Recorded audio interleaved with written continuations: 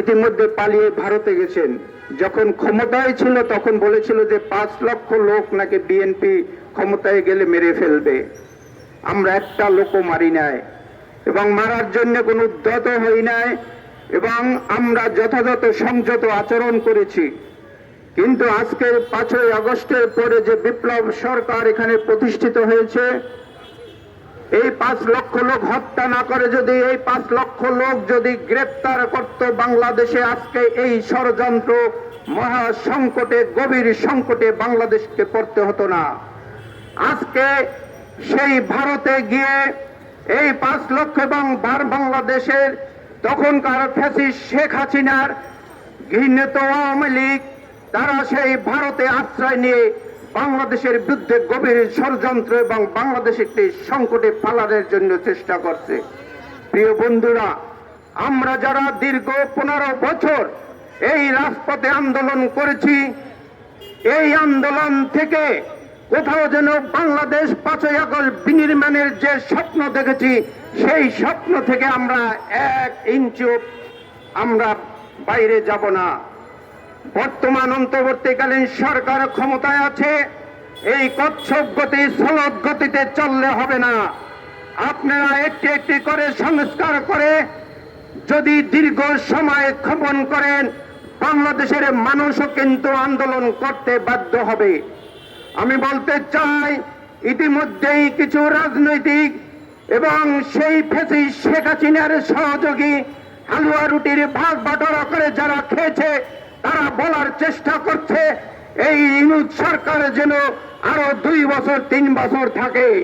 প্রিয় বন্ধুরা, সাংবাদিক বন্ধুদের বলতে চাই, গতকালকে এদেশের মজলুম সাংবাদিক মাহমুদুর রহমান আমার দেশ পত্রিকা বাহির করেছেন। সেই পত্রিকায় হেডলাইন ছিল, এই শেখ হাসিনা পালিয়ে যাওয়ার সময় দিল্লিকে আমন্ত্রণ জানিয়েছে ঢাকাকে অ্যাটাক করার জন্য।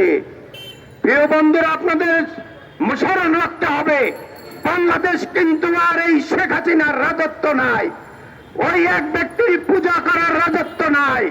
পুলিশ বাহিনী দিয়ে বাংলাদেশের নিরীহ জনগণকে হত্যা, গুম এবং আন্তর্জাতিক মানের যে অপরাধ সেই সংঘটিত হয়েছে।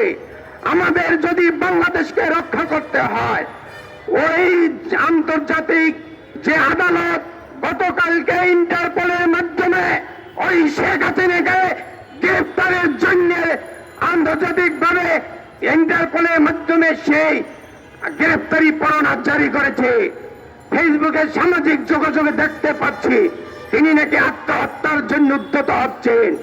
প্রিয় বন্ধুরা, যতক্ষণ পর্যন্ত ওই মরহুম শেখ মুজিবুর রহমানের কন্যাকে বাংলাদেশে ফিরিয়ে এনে ওই আইনের প্রচলিত আইনে যদি মুখোমুখি না করা যায়, এই বাংলাদেশ আবারও সেই শেখ হাসিনার ফ্যাসিস্ট শেখ হাসিনার সাঙ্গপাঙ্গরা আবার মাথা জাগা দিয়ে উঠবে। বাংলাদেশ একটি স্বাধীন রাষ্ট্র, রক্তের বিনিময়ে কেনা। ওই লাল সবুজকে রক্ষা করতে চায়, ওই লাল সবুজের বাংলাদেশ যদি রক্ষা করতে হয়, দীর্ঘ 15 বছর জনাব তারেক জিয়া ঘোষিত যে 31 দফা আমরা সংস্কারের জন্য ওই শেখ হাসিনার বিরুদ্ধে যে রাজপথে আন্দোলন করেছি, ওই 31 দফার বাইরে কত সংস্কারের দরকার নাই। কারণ ওই 31 দফার সারমর্ম হচ্ছে বাংলাদেশ মেরামতের জন্য 31 দফা। আমরা যদি সর্বশেষ কথা বলতে চাই, আগামীতে যদি ইউনূস সাহেবের আশেপাশে যারা আছে, আপনারা আওয়ামী লীগের ভাষায় কথা বলবেন না।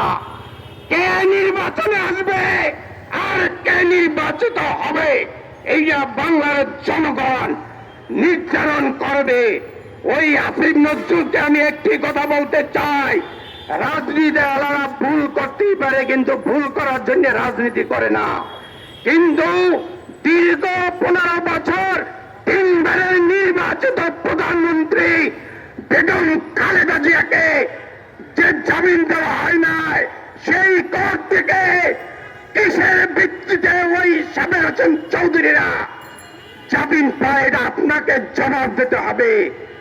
রেজওয়ানা হাসান, আপনি রাজনীতির সমালোচনা করতেই পারেন। 53 বছরে ওই কুলাঙ্গার হাসিনা বাংলাদেশকে গভীর সংকটে ফেলে পালিয়ে গেছেন।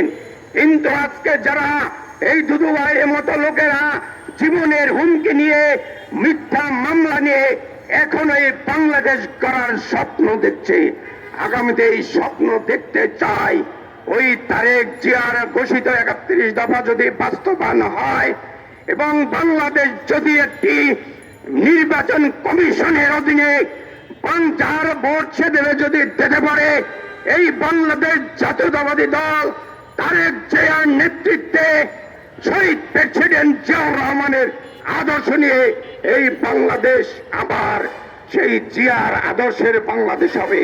আমি এই কথা বলে শেষ করতে চাই, প্রিয় বন্ধুরা সজাগ থাকবেন, কোন আওয়ামী লীগের নেতৃবৃন্দ যেন, এই কুলাঙ্কাররা যেন কোথাও ওই জয় বাংলা আমরা ঘৃণা করি, সেটি ছিল স্বাধীনতার সময়, কিন্তু এই মুহূর্তে ঘৃণিত একটি স্লোগান, ওই জয় বাংলাকে আমরা প্রতিহত করতে চাই। সবাইকে ধন্যবাদ।